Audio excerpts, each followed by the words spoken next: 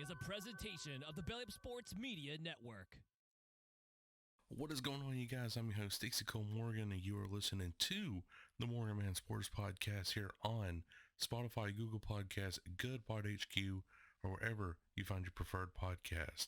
Ladies and gentlemen, today we are talking about the Seattle Surge announcing their Modern Warfare 3 CDO 2024 roster, the MW3 Beta, what I thought of the entire scenario, what's going forward, and also we're talking about the Atlanta Falcons taking on the Tampa Bay Buccaneers in Tampa Bay, Florida this Sunday.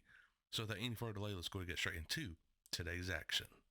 All right, guys, so the Seattle Surge has officially announced their 2024 Modern Warfare 3 roster, and that consists of Illy, Arcides, Hook, and Abuza, if I'm pronouncing that right, ABUZAAH on Twitter, and Rambo will be the head coach for the Seattle Surge. And honestly, I think this is a great move right here. Seattle Surge has definitely been one of those up-and-coming teams that's made those slight improvements, but has honestly kind of downgraded a little bit by losing Pred over this offseason to Optic. So who knows what this team is going to honestly be like moving forward, but still, you know, Illy and Hook definitely is reunited, and Hook and Arcides is reunited from LAG. I really do like that scenario moving forward. Hopefully this chemistry works out, but you got 3 ARs, so someone really needs to be in that flex role bad. And that person I think should be Arcides, because Arcides can flex. He can go SMG or AR. It just depends on the given scenario of what's happening in game. Personally, I think his strongest game mode overall is Hardpoint, because Arcides does have that mindset of knowing where the spawns are going to be at, what locations in the hill you're going to be spawning at, or camping at, I should say.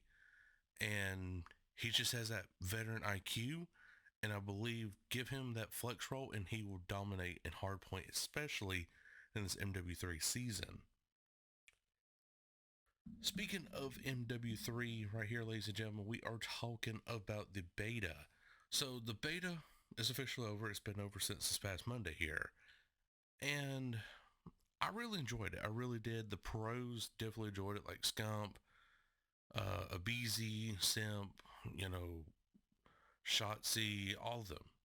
And especially Shotzi, because now he's being accused of this wall hacking kind of thing, but the dude just knows where's your location at all given times. And that's just Shotzi. I mean, he's a pro player for a reason, and he's going to get those beam shots on you 100% of the time, regardless. Especially in casual matches. I mean, it's going to be obvious right there too. But everything felt smooth for a beta. It really did. You got the TTK, time to kill, felt perfect. The guns felt very balanced. Now the MCW, which is now the ACR, it was definitely a strong point. I could see that being a weapon meta for MW3 right here. Maybe for SMG, maybe the UMP45, which is something else. I think it's like the Scar or something like that. I have to go back to some old footage to find out. Or Striker. Yeah, Striker. And so I believe those are going to be the 2 biggest ones, but we'll have to wait and see what the full launch of MW3 is going to look like for us moving forward. But TTK, the spawns did suck at first. It's more of like a squad-based spawn system where you're going to be spawning around a squad, and that's going to make you die a lot more. And if you kill 1 or 2 enemies, immediately turn your back, because chances are they're going to be spawning right in behind you. And you definitely don't want that happening, especially if you're on a 24 kill streak, 1 away from the MGB, which is basically the nuke now for Modern Warfare 3. You definitely don't want that happening. You really don't. And so spawns, TTK, perk system definitely felt amazing. Dead silence is definitely back for good, and I really like that because now I could use my headset to really kind of like sound whore a little bit. That's what we usually call in the community a sound whore, and just get them easy kills right there. This honestly feels like classic MW3 gameplay right here. This is more of that arcade kind of type shooter rather than like in Modern Warfare 2 right now, where it's more like real life kind of scenarios and everything. Call of Duty's never been a real life situation kind of game. It's been more of an arcade type shooter, and that's what it needs to go back to. And the team at Infinity Ward honestly needs to rethink of why they chose to go real life basis. Again, Call of Duty has always been based on an arcade type shooter. Leave that real life situation to Battlefield. But Call of Duty just needs to stick to its fundamentals. Maybe upgrade every once in a while, but hey, I'm loving it so far. MW3 has been so far the best COD that I've played since really. I'm looking at my game stack right now. Maybe Black Ops 4. So you're going, let's see, 1, 2, 3, 4. You're going 5 years already right there. Since the last great, not like the greatest, but the last like good Call of Duty that we've played in such a long time.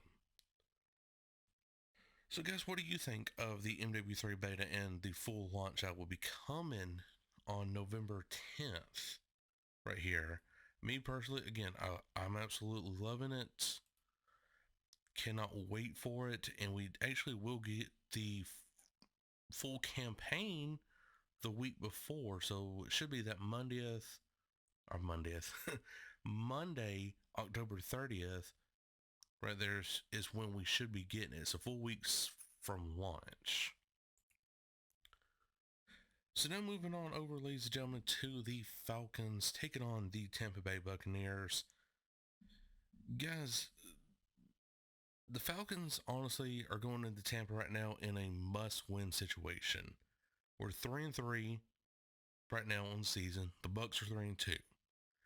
Now here's the probability that can happen.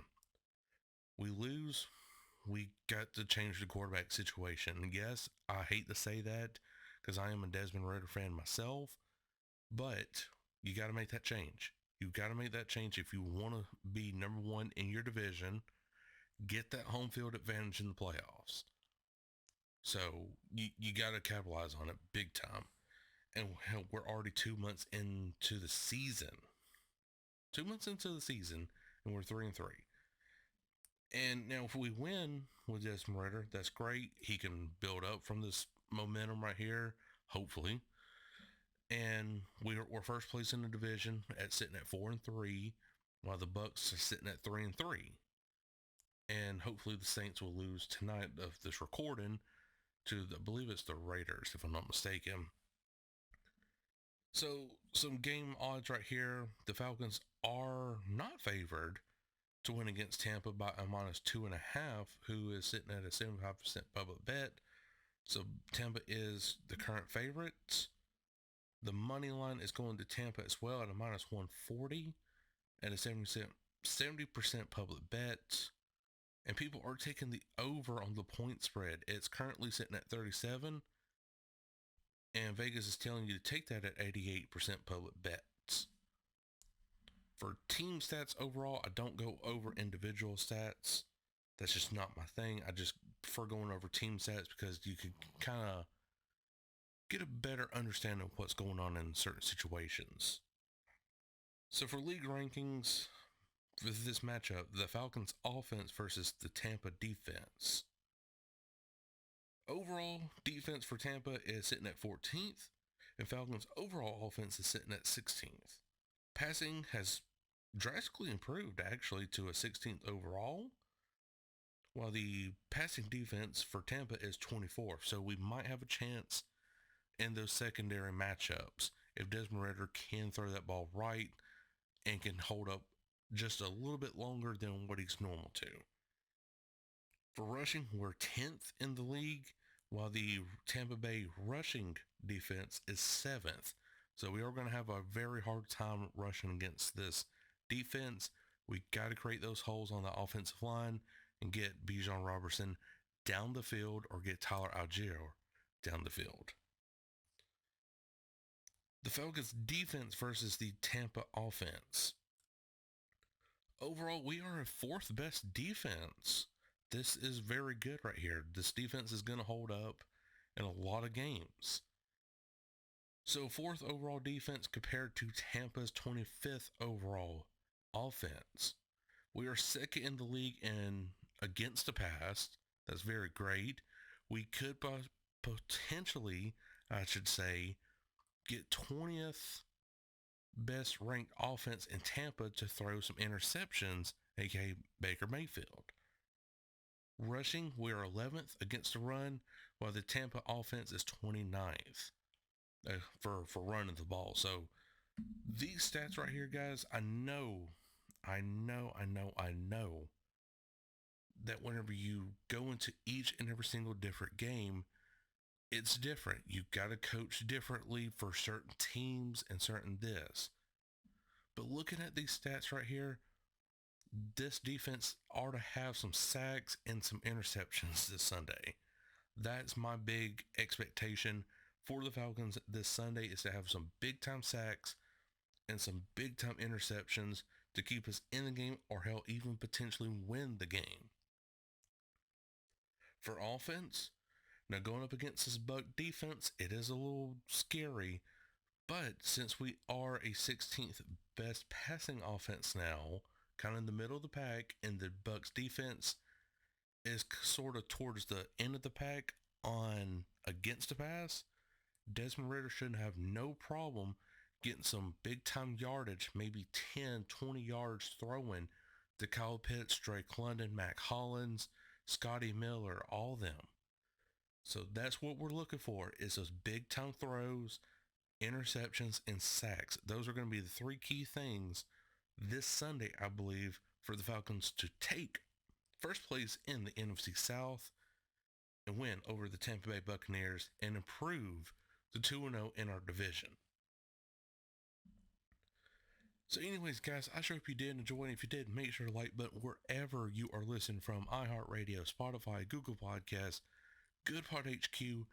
Make sure you are leaving a 5-star rating on Apple Podcasts, Spotify. Check out the Morgan Man Sports merch store. Got some t-shirts out right now for to check out. It's amazing. Everything is going perfectly, guys. It is all thanks to you. All thanks to you, and I cannot be much more happier than what I am now for your love and support. But until then, I'm Morgan. We'll catch you all later. Peace.